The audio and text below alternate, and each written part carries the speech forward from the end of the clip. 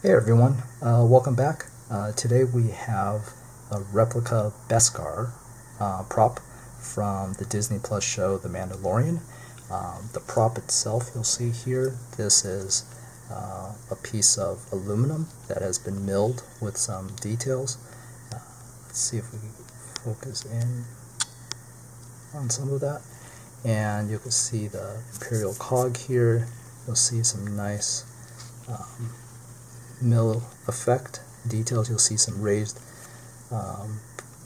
portions and some valleys, and yeah, the prop itself is pretty straightforward. Like I said, it's a milled piece of aluminum. I believe the pattern is meant to replicate Damascus steel. If this was real Damascus steel, this particular piece might be probably $200 to $300, if not more. This particular piece was far less than that, so this I acquired on the replica prop forum.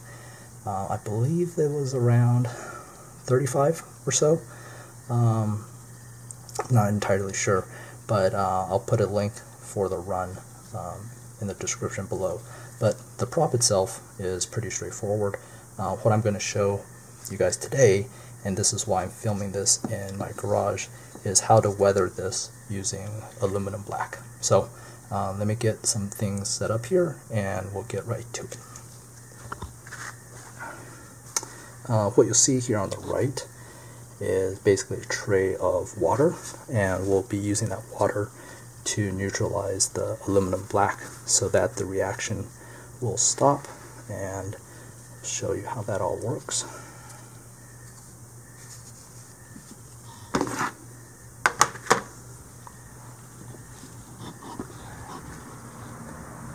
There we go. So what we'll have here is we'll be using aluminum black from Birchwood Casey. Some distilled water, little measuring cup, a sponge. You could use a brush, you could use just any kind of applicator. You'll see where I'm going with this. I might actually use a Scotch-Brite pad as well. We'll just see how this goes. And then at the end we'll be using, in this case, some 500 grit sandpaper. I might end up using 1,000 or something more later on just to polish things out, but we'll at least use this, and I have a little wood block here. So and little aluminum Ziploc bag, or not aluminum, but plastic Ziploc bag. So get that started. And then what I'm going to do here is I'm going to use this bag, and I'm going to measure out 1 part of aluminum black to 3 parts distilled water. You can actually use this in full strength if you'd like. For me, it seems like if I dilute it down, it gives you a little bit more control over the process. So pour this in here.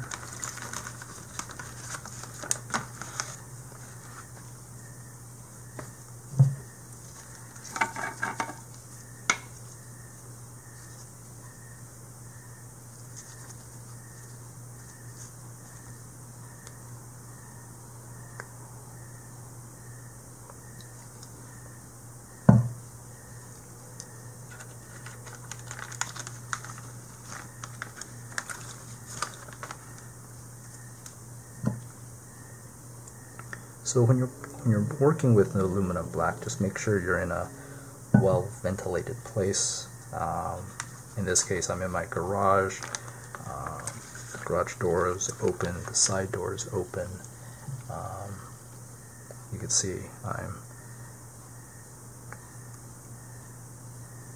wearing gloves, so you must wear gloves. This stuff is very corrosive. You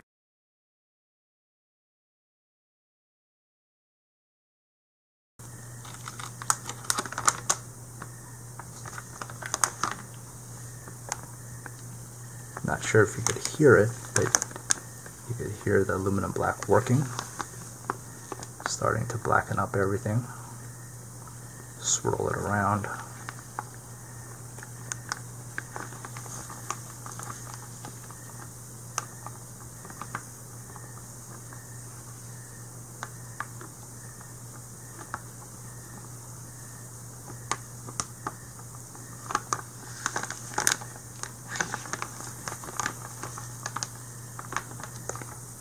The nice thing with the aluminum black is you can get it dark, you can remove it, and you can repeat the process if you need to. So,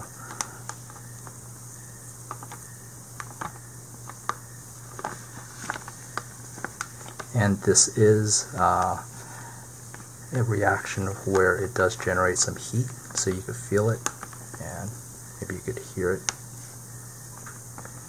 And there is a smell to this, so like I said, make sure you work in a well ventilated area here. Okay. So I think that should be good for now.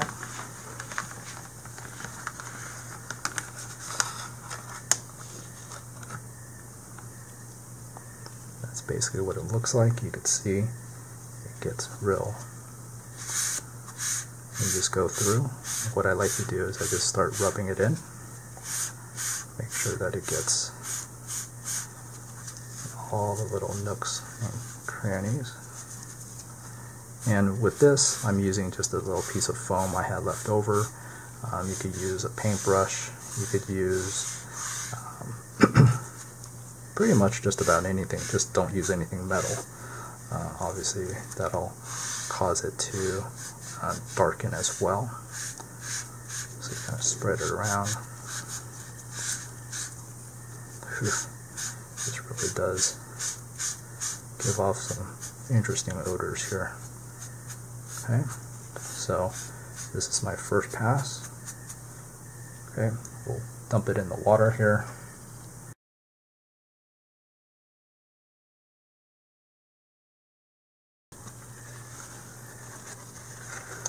I don't know if you could see this, but when I put the brick into the water, this film came apart, or this piece, and you can see there's the imprint of the cog in the water.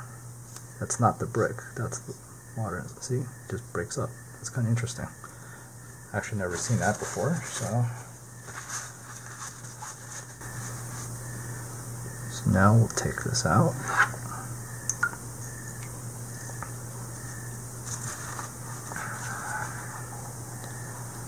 You can see nice and dark, even, all the way around.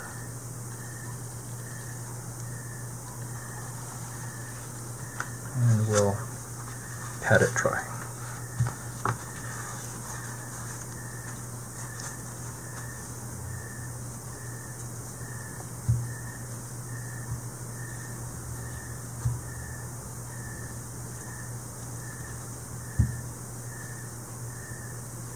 Okay, there you have it. It's mostly dry. I'll probably pat it down a little bit more, but we're going to remove all the aluminum black from the high ridges. We'll leave the black in the valleys, I guess you could call it. And yeah, we'll see how it goes.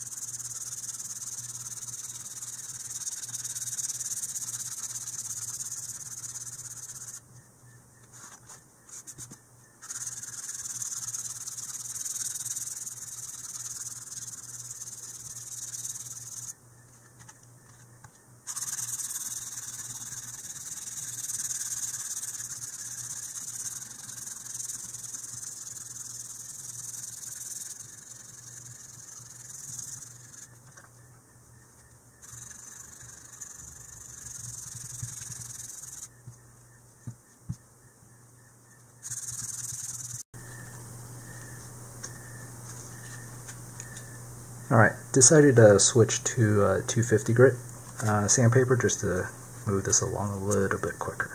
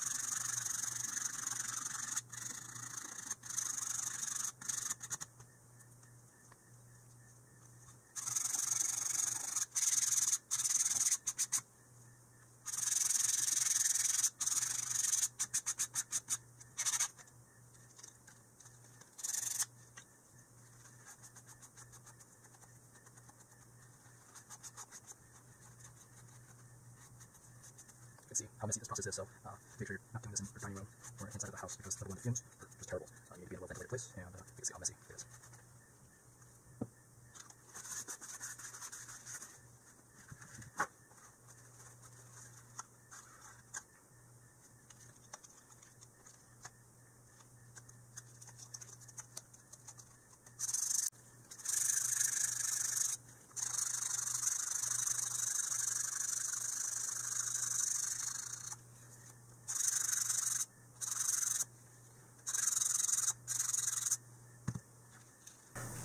Now, this pretty much is done. What I'll probably end up doing is rinsing some of this off with some water, get the dust off, and then most likely I'll put some sort of clear coat on this. Not sure if I'm just going to go with like a Krylon rattle can or if I'm going to use like an airbrush or whatnot. But yeah, that's pretty much the process. This part here with the cog, my personal preference is to not see the lines through it. So what I'm going to end up doing is try to buff out some of the aluminum black in this on the cog itself. I tried sanding this. Like I said, I wanted it to be a little bit more smooth. That did not happen very well. So what I'm actually going to do is I'm going to use, or I've been using, you can see parts of it already smooth or with the aluminum black removed, but I'm basically using kind of a little wire wheel on my Dremel to do this. So I'll go ahead and finish this out, and then I'll probably give it a couple passes of 500 grit sandpaper just to kind of mat it down a little bit, and we'll go from there. So.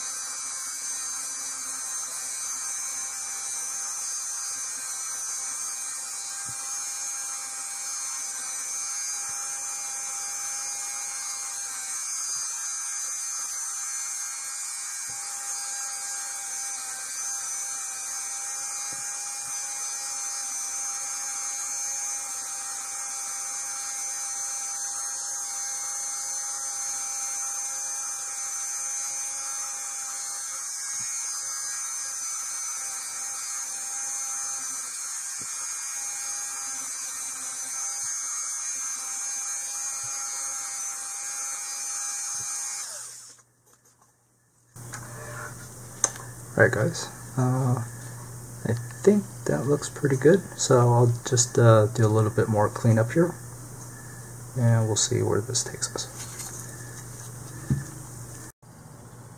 Alright guys, coming back to this, and to wrap this up, we completed the weathering of this, and what I ended up doing was at the end I gave it another pass of 1200 grit sandpaper, as well as some quadruple zero steel wool.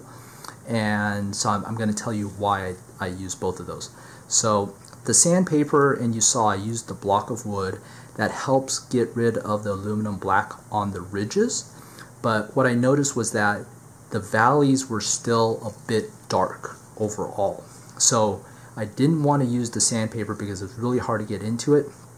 But what I found was that using the steel wool allowed me to get into the grooves and remove enough of the darkness, and to get kind of a faded grayish pattern that was a little bit subtle, I think, and it gives it a nice kind of weathered appearance overall. So that's why I ended up using the steel wool. Sorry I didn't have that on video, but really it's the same process as you would using the sandpaper, just with steel wool, and then just kind of take your time, and you could really control how much of the aluminum black that you would remove using the steel wool. So just kind of take your time there. This is how the cog looks like after I ran the wire wheel over it. So I think that turned out very nice in terms of what I expected it to look. So that's there. So we'll do a quick walk around. There's the bottom, there's the side. So you can see how the my main concern was the valleys, not having them too dark and also not too light. I know there's a lot of different reference photos, but this is kind of the look that I was going for. So I think that turned out pretty nice, and then the back side as well. So yeah, I think you can really kind of see the subtleties of the pattern. Certainly the pattern is very detailed, but yeah, so I decided to leave these two portions just dark, so that is what aluminum black looks like without removing anything, without treating it. I didn't touch any of that, as well as the innards of the cogs. I didn't touch that at all. So that's kind of how dark it would be. So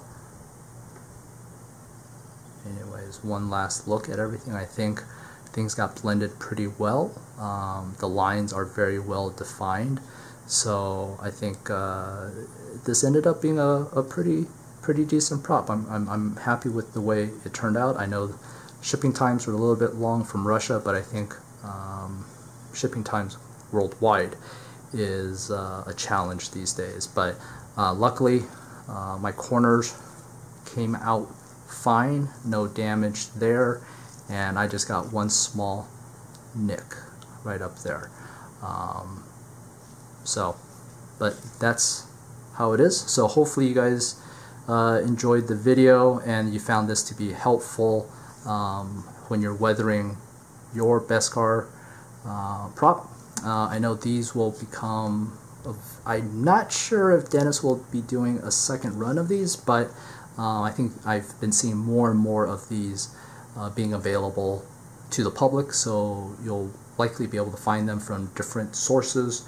One of them is the Saber Armory by KR Sabers. I've seen that they've released their version of this prop as well. So, and I think I saw maybe 2 or 3 other outfits releasing this, probably ahead of season 2 of The Mandalorian. So hopefully there will be more of these out there, and yeah, very good. Thanks for watching, guys. All right, take care. Bye-bye.